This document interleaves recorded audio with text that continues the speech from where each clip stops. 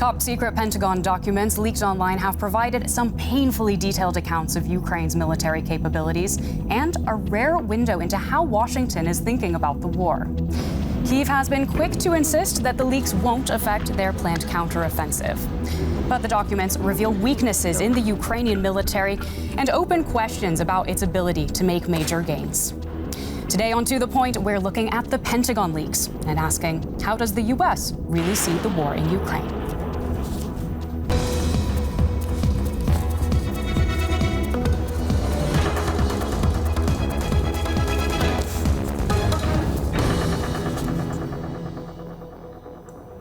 Hello and welcome. I'm Claire Richardson in Berlin, and I'm thrilled to welcome a fantastic panel of guests who can help us understand the repercussions here.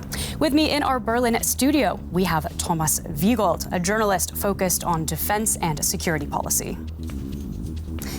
Moritz Gathmann, a chief reporter for the German political magazine Cicero. Sudha David Wilp, director of the German Marshall Fund's Berlin office. And joining us from Frankfurt, we have Ben Hodges, former retired U.S. Lieutenant General and chairman of the GLOBSEC Future Security and Defense Council. Thank you all so much for making the time. First, let's talk about how we got here. We have a dump of classified documents that appear to be from earlier this year appearing online. They include American military assessments of the war in Ukraine. I want to go first to General Hodges to start us off. General Hodges, this is clearly a serious national security breach, but how dangerous is this information for Ukraine's war effort? Well, to be honest, it's embarrassing, of course. It's damaging to the trust necessary for relations that help us share intelligence with allies and partners and with Ukraine. And you never want the enemy to know what you know about them. Having said that, the actual content of what was leaked or discovered, I don't think is going to be damaging in the near term, at least, to Ukraine's upcoming offensive or what's happening on the ground right now. Most of this information was already known or probably expected, but it is frustrating for me that the government, the U.S. government, still has not clearly identified what our strategic objective is. And then when the Pentagon says, oh, we're not so sure that this offensive will be as successful as people think, well, it's a self-fulfilling prophecy because the Pentagon has not provided everything that Ukraine needs to be successful. And Ms. David Wilp, do you agree? How damaging do you think this is for U.S. efforts to support Ukraine in this war?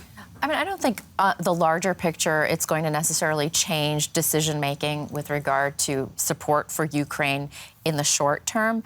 But I think it's more damaging, as General Hodges said, for U.S. credibility. But the fact of the matter is we've been through this experience before, you know, at like 10 years ago with Snowden, for example. And the question I think some U.S. voters are also thinking are, you know, how is the U.S. government handling classified documents? Who has access to it? And are we in a situation where there's an over-classification of documents? So I think it's going to prove to be more of a domestic challenge for the Biden administration rather than a problem with support for Ukraine. And Mr. Wiegold, do you agree? I mean, with this kind of leaky intelligence, do you think U.S. allies are going to think twice about sharing information with Washington? Oh, well, no. First of all, as has been said, it's not that surprising what we've seen in these documents. Most of it could be expected and should have been expected. It's more about the standing of U.S. intelligence, as you said, and we have this with every nation in NATO. Everybody at some point had this embarrassing experience that there were leaks, that there were things revealed. So I would look more what this means for the political relations between the US and Ukraine. As General Hodges said, do they do enough? Are they willing to do more? That's a point which should be the discussion about, not what details we find in those leaks. Well, I'll pass that straight on to Mr. Gathmann then. How do you think this is going to affect U.S.-Ukraine relations? I don't think that it deeply affects U.S.-Ukraine relations. It puts some damage to the image of American secret services because they are seen as highly professional, in contrast to the German secret services, for example. I wouldn't like to imagine if something like that happened a leak like that happened from the German side, that the embarrassment would be very high, but also it would have been expected.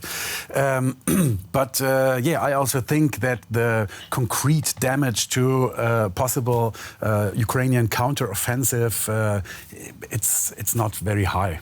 Okay, so this is all business as usual for the United States.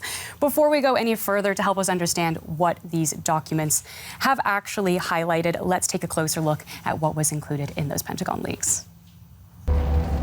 In early February, U.S. intelligence apparently doubted a triumph for Kyiv and, according to the Washington Post, expected only modest territorial gains. Training new troops, lack of ammunition, and the strong defense of the Russian side are issues. Particularly explosive, according to the leaks, Ukrainian air defenses are in danger of collapsing in May due to a lack of missiles. Russia could then gain air supremacy over Ukraine. Kyiv and Washington are seeking damage control. It's a mix of truth and untruths. I'm confident that we will meet Ukraine's defense needs through this spring and beyond. And as the President has repeatedly made clear, we will stand by Ukraine for as long as it takes. But does the U.S. really believe Ukraine will win?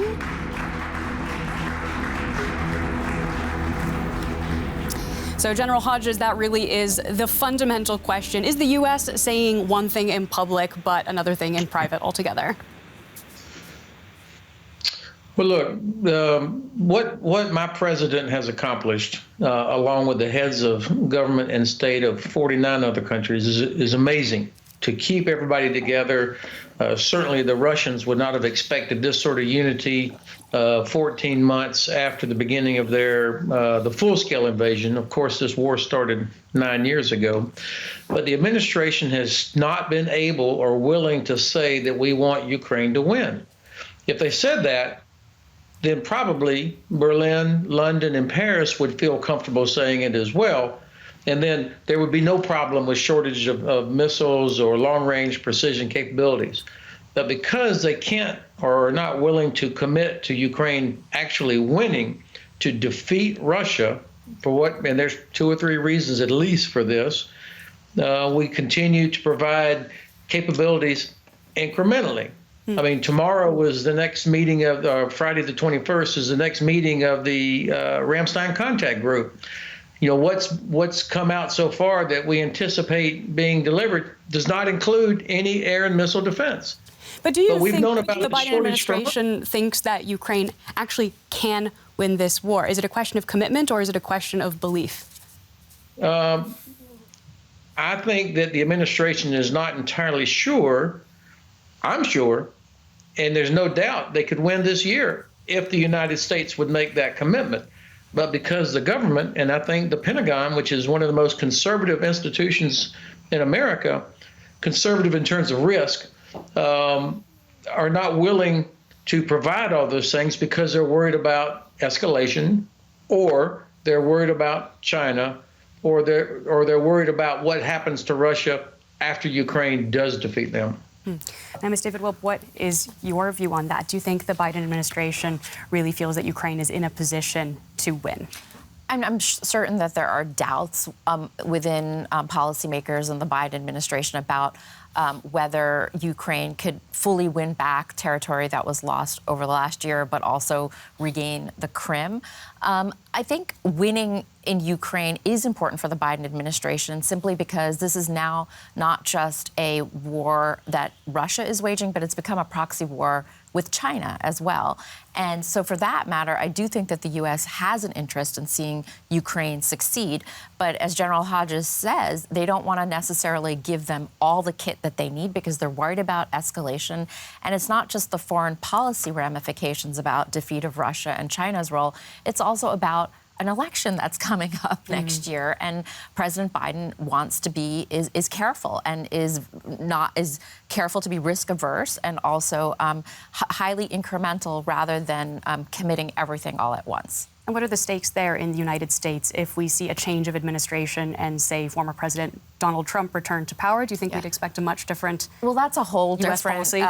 Program, maybe next week. But I do think, for the most part, mainstream Republicans, if there are any left, and many of the mainstream Democrats, because in both sides of the aisle, there are wings of each party that want to hold back in terms of support for Ukraine. But for the most part, in the Senate and Democrats in the House do support Ukraine and actually are pressing the administration to do more.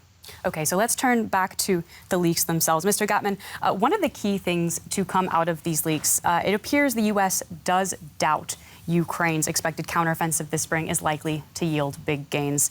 You would think that would be quite damaging, but it sounds like officials in Kyiv are actually not as worried as you might expect. What do you think is going on there? Well, I think in Kyiv they have quite a realistic view of their own capabilities. On the other side, they understand that in order to keep the Western support going, they have to show results in this spring. All the Western partners basically are waiting for the beginning of this spring offensive. Some thought it could have started in March, some thought it could start now, but maybe it will start only in May. I think this is the success of this Ukrainian counteroffensive is very crucial for the future of the whole development of this situation. And do you think that the leaks could in some ways actually help Ukraine? Because they've pointed to shortages in ammunition and weapons that are things that Ukraine has been saying for months that they need, with Zelensky banging his fists on the table saying we need more ammo. Well, maybe, but on the other hand, Ukraine has been saying this for quite a time, and there is some speeding up of ammunition deliveries. We've seen the US package last night, 325 million, which mostly consists of ammunition, rockets, anti-demolition or demolition for tank barriers and things like that. So there is an understanding. We've seen the delivery of Patriot air defense systems, including air defense rockets from the US, Germany, and the Netherlands. There is an understanding, however, whether the amount of help when it comes to ammunition is sufficient. And the Ukrainian Defense Minister Reznikov this morning pointed out that air defense is a top priority at the moment, which from his point of view includes F-16 fighter jets, which is another point where still the debate is going on. But I think from both sides, Ukrainian and the Western side, it's understood that the delivery of ammunition is the main topic at the moment. Now, air power was one of the pieces of information that came out in these leaks that was potentially among the most damaging and sensitive. And it's about the sorry state of Ukraine's air defense. Maybe General Hodges can take this question. They had dire warnings that they might not be able to protect the front lines by the end of May, and even a table that came out in these leaks actually detailing what kinds of missiles would run out at that point. So that's obviously not the kind of highly sensitive information that you want out in the public. Do you think that the United States would be able to step in and provide this kind of material in time for Ukraine?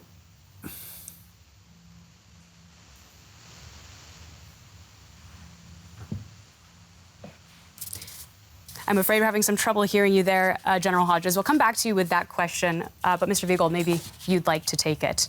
Do you think the U.S. could be in a position to make up the gap where Ukraine has said and what these leaks show it is missing air power? I'm not sure.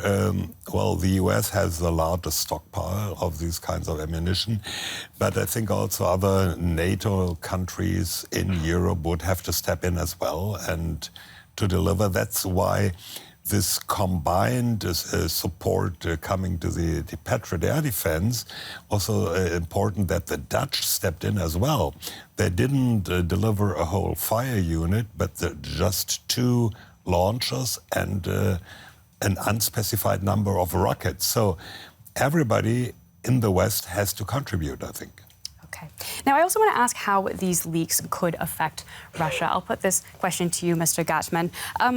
Some of the files have suggested that special forces from NATO are actually, including the United States, countries where NATO members are operating inside of Ukraine. Do we know who these people are and what they're doing and what Russia might say about this development?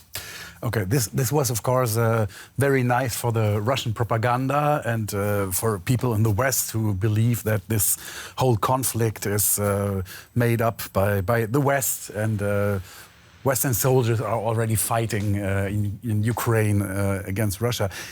Mainly these special forces, I mean, which numbers did we see? We saw like 1, 5, 14, 18 from different NATO countries or Western countries. As I understand it, they were basically securing the compounds of the embassies.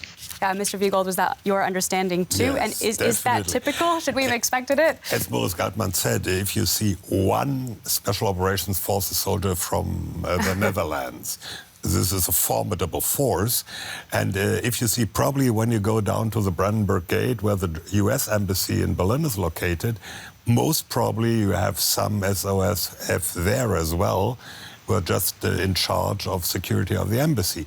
So these numbers are definitely not indicating that NATO forces are fighting on the ground in Ukraine. But as Mr. Gathmann has suggested, Russian propaganda will absolutely pick up on this fact. I want to ask General Hodges how you think these leaks could affect Russia and what the stakes are for them. Well, of course, they're going to do what they can to exploit it, but I think that only is for their own domestic audience. It's not going to move the needle one way or the other, not in a significant way amongst European or American or Canadian audiences. My goodness, this has been going on for 14 months. Why should we give a toss what Russia thinks or says about this, given the daily war crimes that they're committing? You know, that's where we need to, instead of always responding to or reacting to whatever they might say, you know, we have the moral high ground here. We should be working hard to hold them accountable for their war crimes and keep reminding everybody this is about values from which all of us benefit: respect for sovereignty, respect for human rights, respect for international law. There's no mistake who the aggressor is here. All right. Well, thank you so much. Before we go any further, let's take a look at one of the frontline battles where Ukraine appears to be ripping through ammunition. We talked about shortages that appeared in those leaks earlier. Let's take a look now at what has been a grueling, bloody battle in Bakhmut. These pictures are supposed to show Bakhmut.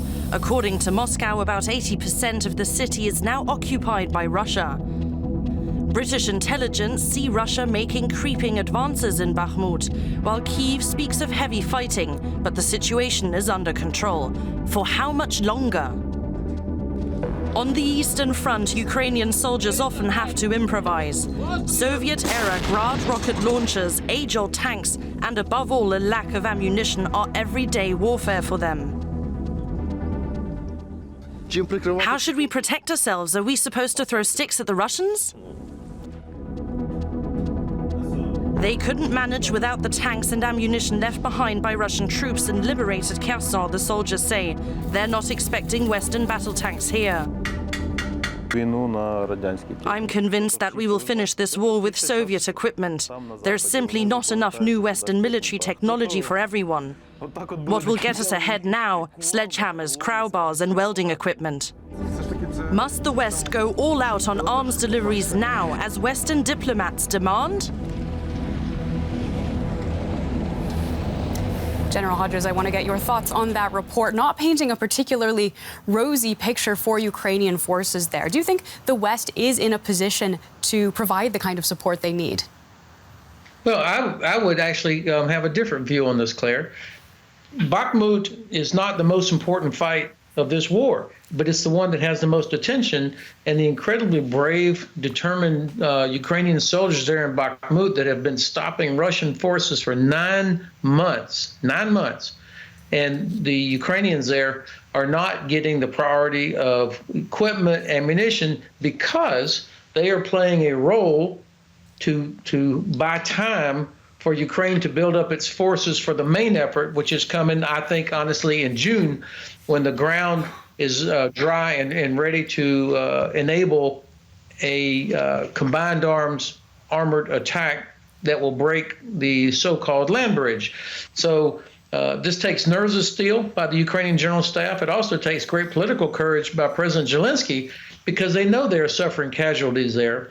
But this is an important role that's being played there in Bakhmut for a much bigger, more strategically important attack that's going to come in a month or so. Yeah, let's talk more about that. Given your experience, what would you suggest as a military strategy, or what do you expect Ukrainian forces to do in June?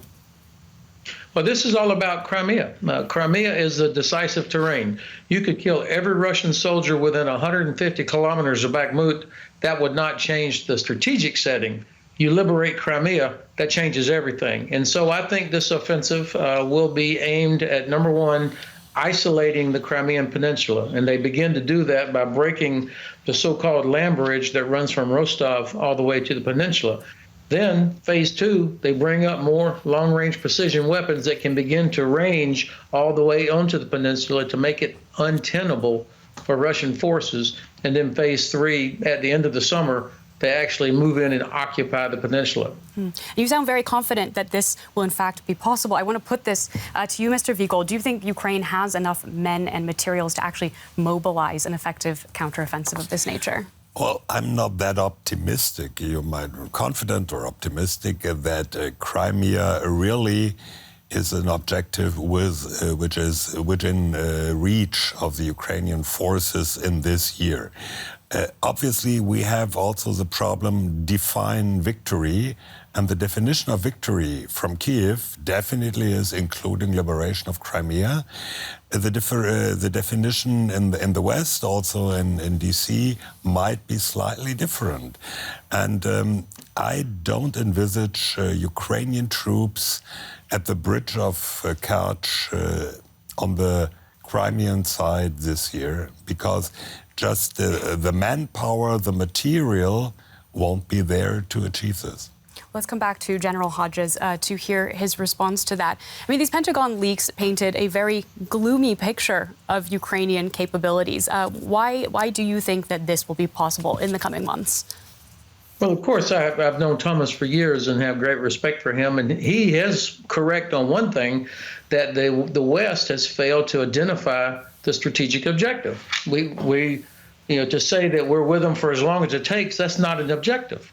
And I think the White House and Berlin are having difficulty saying we want Ukraine to win. There's no way Ukraine can be safe or secure as long as Russia occupies Crimea. They'll never be able to rebuild their economy as long as Russia occupies Crimea. And so this is why it is the decisive terrain. If the West were to decide, yes, we want Ukraine to win, and then we deliver the long-range precision capabilities that are needed, there is no doubt that Crimea would be liberated this year. Look, the Russians, they're part of the equation too. They are very fragile. There is not a single Russian soldier that wants to be there. And their defense industry is in tatters. Their Air Force has not been able to destroy one single train or convoy bringing equipment or ammunition from Poland in over 14 months. I mean, this is basic stuff, and they're not able to do it. So I am very skeptical that the Russians are going to put up some kind of defense around Crimea the way the Soviets did back in the Second World War. Now, David Wilp, let's come back to the U.S. perspective. Recently, a group of former senior diplomats and military advisors writing in The Guardian, they urged the West to go all in on its support of Ukraine, or else risk a years-long statement. Do you think that the United States is going to heed this warning? Well, I think General Hodges painted the picture about what Ukraine needs to win on the battlefield. I do think that the strategic objective from a political point of view, and that needs to be, of course, in sync with what Ukraine needs, is that Ukraine in the future should be able to defend itself. Whether NATO, there's NATO membership in the cards down the road, that's still a big question mark. But I think the, medium to long-term goal is that Ukraine needs to be able to defend itself. And if that means taking back Crimea, then, of course, we've got some hurdles to still jump in terms terms of Western support for Ukraine. And what about a negotiated peace? I'll come to you here. What conditions do you think need to be met for Ukraine to come to the table, for Russia to come to the table to talk seriously about putting an end to this conflict? Well, I think that the best outcome would be if the Ukrainian counteroffensive started in May or in June, if they had major successes, and then from a position of strength, they could start negotiations with Russia. Okay, well, thank you so much for that. I wish we could discuss this all day, but I'm afraid our time is up. A heartfelt thanks to all of my guests for your brilliant insights, to our viewers at home for watching. If you have any questions or comments and you're watching us on YouTube, you can drop a comment below. We'd love to hear from you. I'm Claire Richardson in Berlin. For me and the whole team working behind the scenes, thanks so much for joining us.